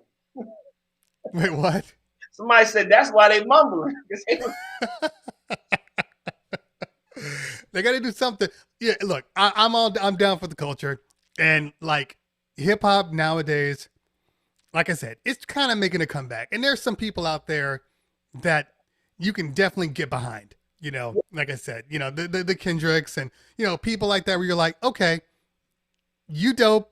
You're talking about real stuff, which is, I think, what we need, because we never really had a time in life where rappers actually tried to improve on what, besides like a KRS-One and self-destruction. You know what I'm saying? Like, we didn't have like multiple artists that were talking about good stuff and being better people, because everybody kind of clowned them.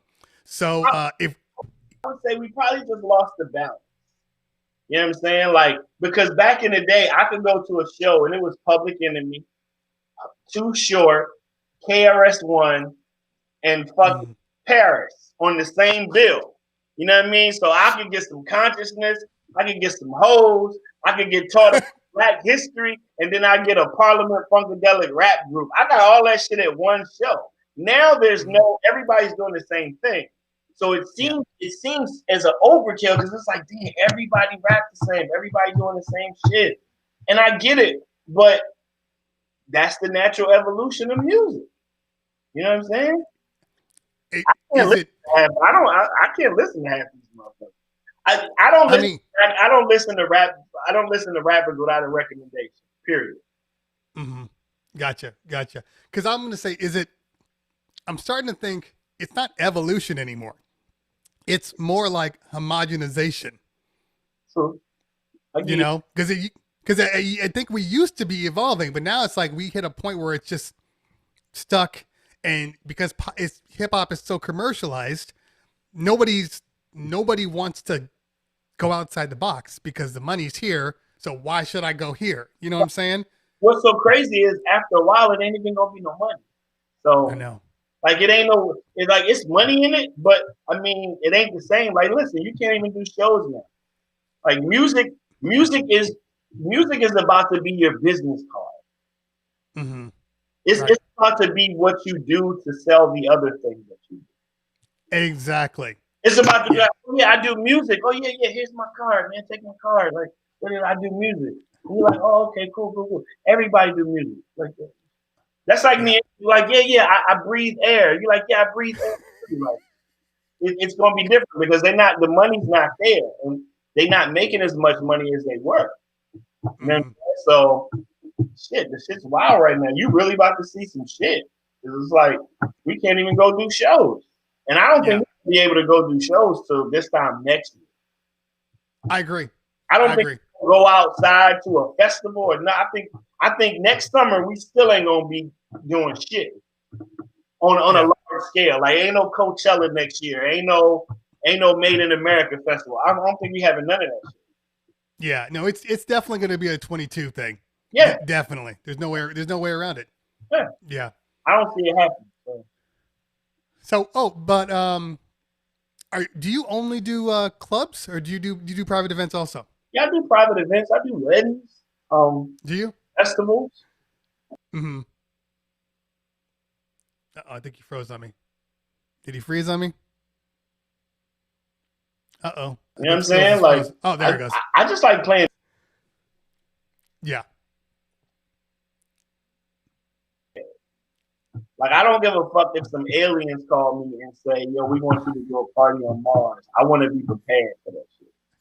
You know I mean? Like, I'm a weirdo, bro. Like, I sit around and think of the things that, that probably most, a lot of DJs may not think of. It ain't just about playing music to me. Like, I'll play like Before I Let Go, right? Yeah. And I know what Before I Let Go means to black people. Right. I'll sit in a room and go, okay, what is Before I Let Go to white people? What is Before I Let Go to Spanish people? Mm-hmm. Saying Latinas, like I sit there and do that. What is Before I Let Go to African people? Like in Africa. If I was in Africa and I wanted to play the Before I Let Go to that, then what is that? You know what I'm saying? So I've been lately, man, this year alone, I've been fucking sitting around and just organizing music and trying to be better with just genres and years. Like I have this thing in my computer now where I put the years on everything. The year that the song was hit, right?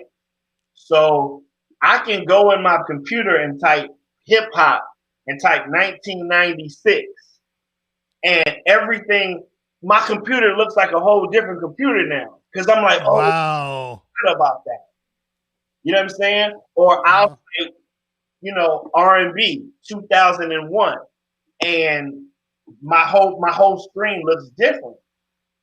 And I got this shit that I do from Excel where, cause Excel doesn't have crates, which fucks me up. He just plays like he would play records. He don't make crates. I don't understand that. So he is certain songs that he'll just put a note in the comment for. And it's called, put FTW for the win. Right? Mm-hmm. So he'll put For the Win beside Fat Man Scoop, beside Vibrant Thing, beside Blow the Whistle. So he's like, if I ever get to a point at a party where I'm like, oh shit, what the fuck am I gonna play next? He just type FTW. FTW. And everything that's gonna win Poison, it takes two. You know what I'm saying? Jackson 5. You know what I mean? I want you back. All of the shit that I know I'm gonna get a reaction for off top is labeled as for the win. So I've been going through my computer because I play, like I said, bro, I play songs for women.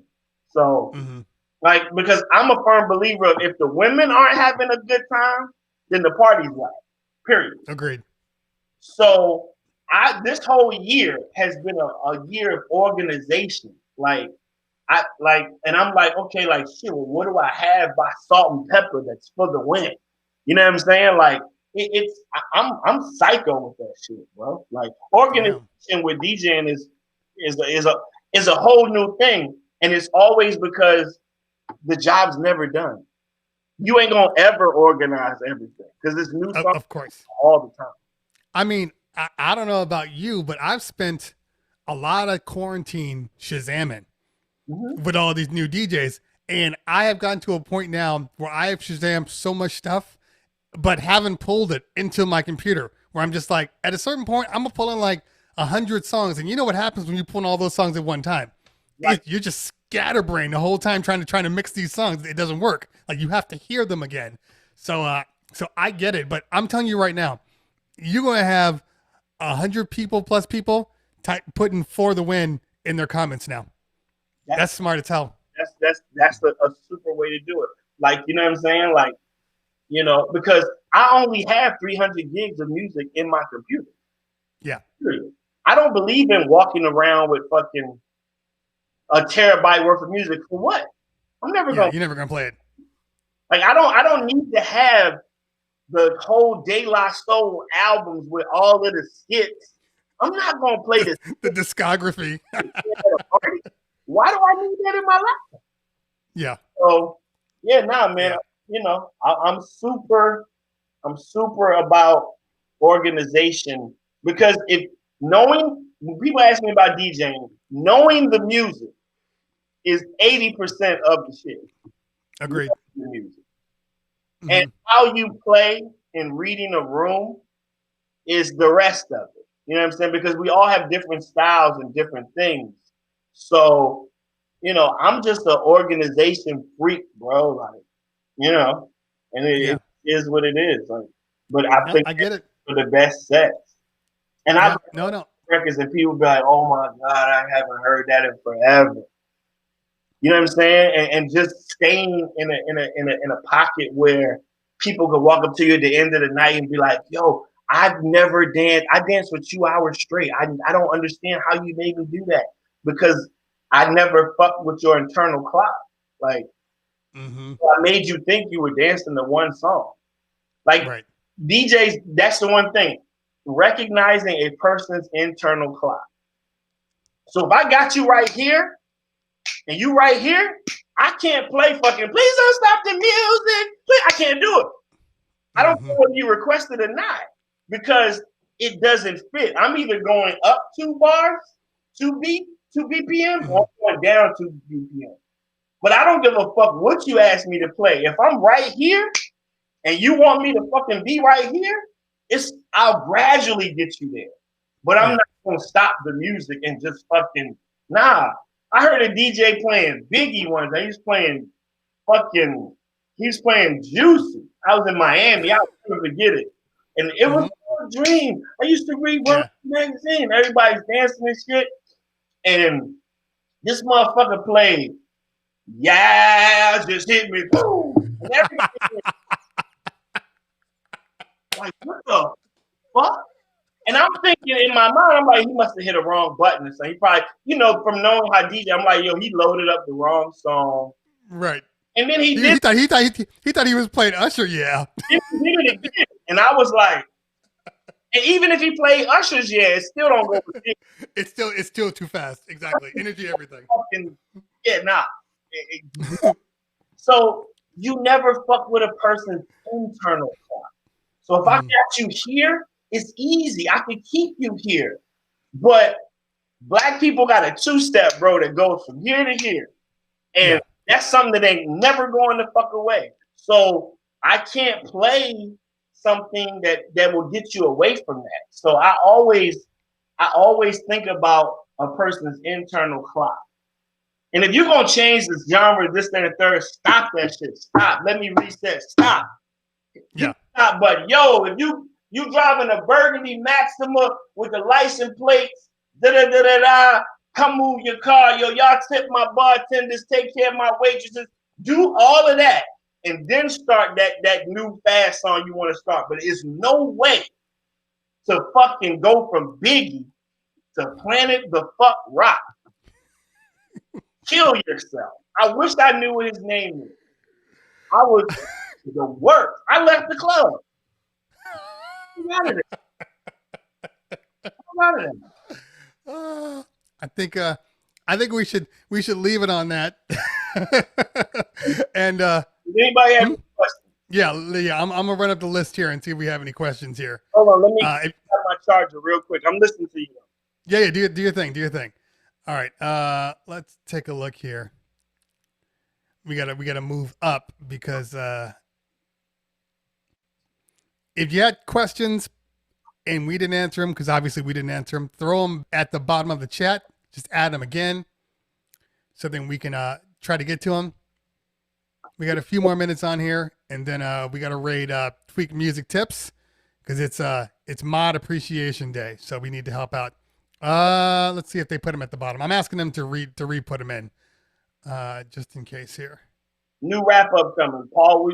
Paul, I'll text you. That's too much. I'll text you. You late, man. You late. Yeah, you late. You got here late, Paul. I'll text you. All right. Let me see here.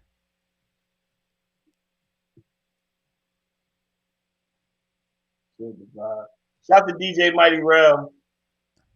Was Jeff also a mentor? No.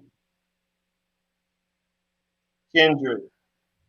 Boiler Room version after COVID. I would love to.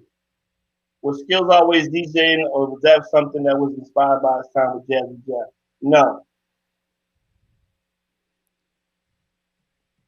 DJ Jono, what's up, bro?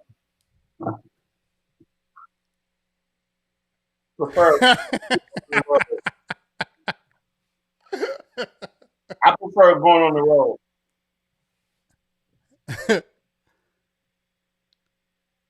That's hilarious. You've been telling me all for 2 years. Yes, I have. That's the story of having unique names. People don't know what to do. I can't tell you how many times people are like, "Oh, how is it in Ohio?" I'm like, I don't know. I was born and raised in LA. Are you gonna do more on Twitch? Yes, I am. What's a goal venue to rock? Damn. I would love to rock the Apollo. Oh, that'd be dope. Yeah, I would love to do the Apollo. Yeah, I've done arenas. Do you like any EDM? Yes, I do. When it was popular. Oh, speaking of, what is are nonchalant? Lady of Rage. What is your Twitch name? So I can throw that up here real quick. SKILLZVA. Because I got some stuff to do with you. I got some stuff to ask you about Twitch. What was your favorite gig to do over in LA? New York events. I mean, New Year's Eve events, rather in a venue or virtual. I'd rather do them in a venue, but we might not have that option this year. Yeah. So, did DJ right? teach you any DJ shit? Yes. Where can we catch these Bad Skillz DJ sets? On Twitch. On the weekends. If you weren't rapping or DJing, what would you be doing right now? Writing songs. More than likely. Which I'll probably never stop doing. Shout out to the whole Skillz. I put Skillz, not Skillz VA. Let me change that. Oops. Yeah. Skillz VA. You're doing a lot over there, Cleveland. I know. It's a lot going. I don't know how you do it. You know what? For me, if I'm not doing too much, I'm not doing enough. That's just the way I work. Listen, man, we do a lot, man. What's your end game as a DJ? I don't even know if I had one, bro. What's the dopest verse you remember that isn't yours? Nas, The World Is Yours. Yes. Nasty. All-time classic. Thank you. Yes, the brunch is Saturday and Sunday on Twitch at 1:30 Eastern. And we rock for like 2 hours. How was it working with Clark Kent? It's the same. Probably one of the best mentors that I ever met in my life. I used to go to his house and talk shit about Jay-Z. I didn't know what the fuck I was doing. And he told me one time, he's like, listen, you're dope. I like you. We're gonna make some songs. Like, but stop talking shit about my man. Like, cause I was a hockey battle rapper, and it was weird. Mm-hmm. Do you enjoy DJing for other rappers or one man show? I enjoy one man show.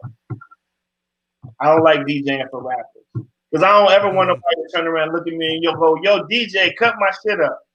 First of all, who the fuck you talking to? Who you talking to? What's the best advice you ever received from another DJ? Shit, it was anything that Cleveland Terry and Mojack said, because I listen to them. Best advice to DJ, best advice to grow your following. Just keep getting busy. How did you start emceeing for Jazzy Jeff? I met him and he asked me did I want to go on the road. Do you like emceeing or DJing more? I like DJing more. What rappers are you writing for right now? Not gonna tell you that. Paris Paul, let's talk to Paris Paul. He knew that. Yeah. So, yeah. Nah, man. Listen, bro, this was fun. Yeah, man. I agree. Thank you for popping on. I know it's always hard when people ask you things and you're like, I don't really know you like that. So I appreciate you, stepping out and hanging out today. And are we on all your platforms right now? We are. Yeah. So we're on YouTube. We're on YouTube, Facebook, and Twitch. Where can I order a Mad Skillz drop? Cameo. Go to Cameo. I got a Cameo page. I'll be doing shout outs on Cameo. What DJ mentors have given you some jewels? DJ Manuel and the D Junkies, DJ Lonnie D, Biz Markie. I follow Biz because Biz was Biz did exactly what I wanted to do. Biz was known as a rapper and probably became one of the biggest DJs in the world. You know what I mean? So yeah. I paid attention to Biz for sure. Kid Cut Up just came in. What's up, Cut Up? We was just talking about you, bro. What's up, man? Good to see you. Thanks for hanging out. I just hit Cut Up like last week. I asked him a question about some software he was using and shit. And he quickly hit me back, like always a good dude, man. Like, yeah, that's his thing. He's real. He's a real one. Dope, we appreciate him. What's your favorite rap song of all time? Rapper's Delight. What DJ clubs you worked out in DC? Man, I haven't done DC in a while. Damn, I can't even remember the name of those spots. I haven't done DC in like 2-3 years. Top 5 favorite DJs. AM, Kid Capri, Premier, Manuel, and Scratch Bastard. It's interesting. You've been a little short with the Jazzy answers. Is there anything there? Nah. Fair enough. I don't talk to him, so we don't have a relationship at all. Yeah, I got you. Yeah. Okay, so let's end it on. You said everything you needed to say without saying anything. Hold on. What do you mean? Pink Lady Trice said, "What song made you fall in love with hip hop?" Sucker MC. Okay, that seems to be the classic. Most people answer it that way. Oh, well, one more. Mighty Rel says you got an AM story that you haven't told before. The one about I was in LA and I was at Roscoe's on Gower, on Sunset and Gower. Mm-hmm. And he texted me. He's like, yo, where are you? And I was like, yo, I'm at Roscoe's. Because I think I tweeted it or something. I posted it. He was like, yo, are you at Roscoe's right now? And I was like, yeah. He was like, when you finish, walk outside, make a right. Go to the corner, make a left. And when you get to the next corner, walk across the street and tell them you with me. And I said, what? He repeated it back to me. Mm-hmm. Just do it. And I said, all right, bet. I do it, and I'm walking, and I start hearing this music. Okay. But it's a house. It looks like a house. So it's a guy outside, black suit jacket, black tie. It's the middle of the day. It's a Sunday. 2 a.m. Okay. Like 2 p.m. I'm like, what the fuck? So I'm like, he's like, yeah, can I help you? I'm like, yeah, I'm here with AM. He's like, what's your name? I was like, Skillz. He's like, oh yeah, okay, go ahead. So I start walking, and I open up this gate, and I walk past, and there's a bunch of dudes like on the wall, like with trash cans and shit. I think I've seen like a Kill from J5 and fucking Planet Asia, and I hear this music playing, and I walk up, and AM is DJing, and it's a club, but it looks like a house. Uh-huh. And it was called Cranes, and they were doing the do-over. Yep. So I walk in, and he's got the white vinyl, and Rhett is there. Peanut Butter Wolf is behind the booth, and he hands me the microphone, and he starts playing the instrumental to the Nas Factor. And I'm like, what the fuck are you doing? He looks at me, and he goes, you got to keep it real. And the song comes on, and I start doing the Nas Factor, and everybody's in that bitch like, yo, because they're like, oh shit, that's him. Like, that's Skillz. Right. Up. Like, craziest shit ever. And the thing about him was he would do it all the time, Mm-hmm. no matter where I was. And I never understood. I'm like, bro, it's the Nas Factor. Like, stop. What are you doing? Yeah. Bro, Vegas at the Palm, at the height of fucking EDMness. Fucking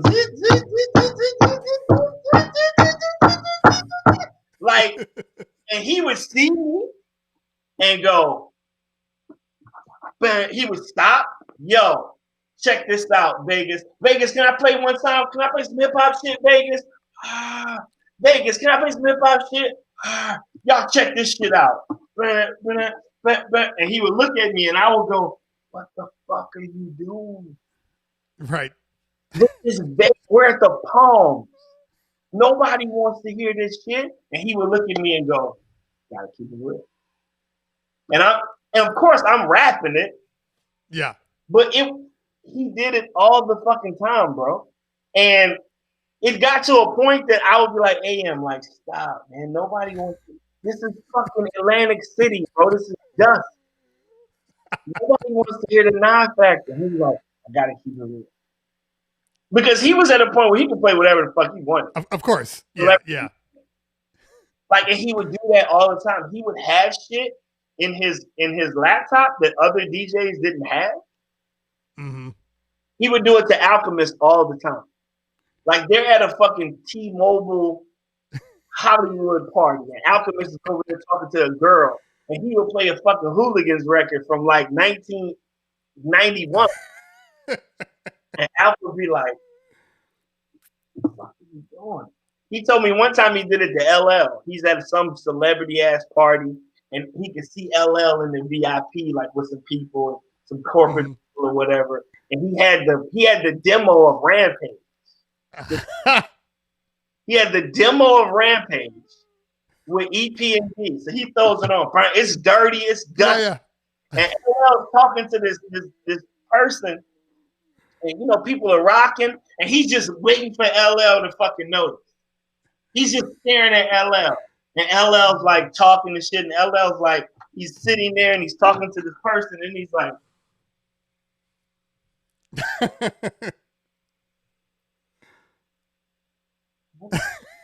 where did you get that? And AM's like, It's the shit he would do. You know what I'm saying? Like he was instrumental, bro, for fucking doing that kind of shit, man. Like, and I never forget, like, he was funny, man. He was a funny dude. I remember one time we were in San Francisco and we were eating breakfast. It was me, him, and Jeff. Because you said I'll never mention Jeff. Right? It was me, him, and Jeff, and we were sitting there eating breakfast. And this guy walks by, and he's like, "Yo, AM." He's like, "Yeah, what's up?" He's like, "Oh shit, AM and Jazzy Jeff, what's up?" He's like, "What's up?" He's like, "Yo, y'all didn't go to the march last night?" And it was like, "The march? What march?" It's like, "Yo, they had a million DJ march last night. I can't believe y'all weren't there." So then AM goes, "They had a million DJ march last night?" He's like, "Yeah." And he was like, "What were they marching for? Like fucking needle rights?" Like, yo, I tell you, I fell out laughing. Bro, he was one of the funniest guys, man. And I never knew he was dealing with all that he was dealing with. You know what I mean? It hurt so much. But AM, man, he was funny, man. And he was always fair.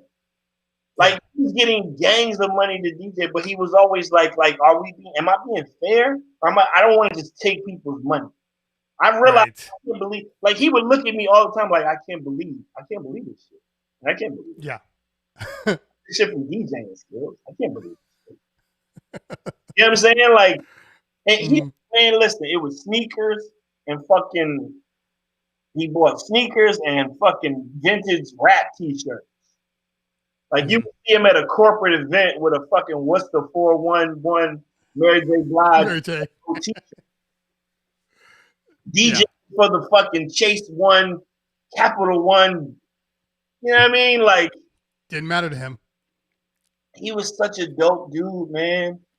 And he, you know, it hurt. It hurt, man, when he left. Because I had no clue that he was dealing with what he was dealing with. He hit it so well. You know what I'm saying?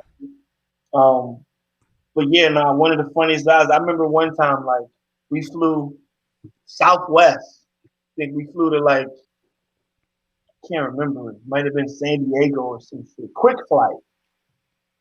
We all had luggage and shit. And he's on the plane with us the whole time. Like, I'm sitting there, we're talking, shooting shit. And we land and we all go to baggage claim. And he goes, I text him, I said, "Yo, we gonna grab something to eat. Where are you?" I thought he went to the bathroom. And he sent me the Kevin Spacey gift, the Kaiser Sose, and like, oh right, that kiss, yeah. Like, and he's like, I said, "Yo, you left?" And he just said, and like that. And then later on, he said, "You guys still check luggage?" Like, he was funny, man. I miss that guy, man. Yeah. It hasn't even been the same since he left. You know what I'm saying? I couldn't imagine where we'd be right now if he were still around. He was a good dude, man. I just that's one of the people that I wish was around, that he could text me and say, "Yo, that set was dope." Or, "Yo, I see you with the juggle. I see the left hand." You know what I mean? Like, I see you with the flare. Like, I wish I could have those conversations, man. He was a super cool dude, bro. Yeah. 4DJ Fly in the house. What's going on, man? Good to see you. Thanks for popping on by with the raid. Appreciate you. Is that from Boom Bap? I forgot. Yeah, I forgot. I wasn't sure if that was the same DJ Fly. All right. So, hey, Skillz, man, this was a dope session. Honestly, I appreciate you for hanging out today. I'm gonna have to get you back on here because I think you could tell stories for days.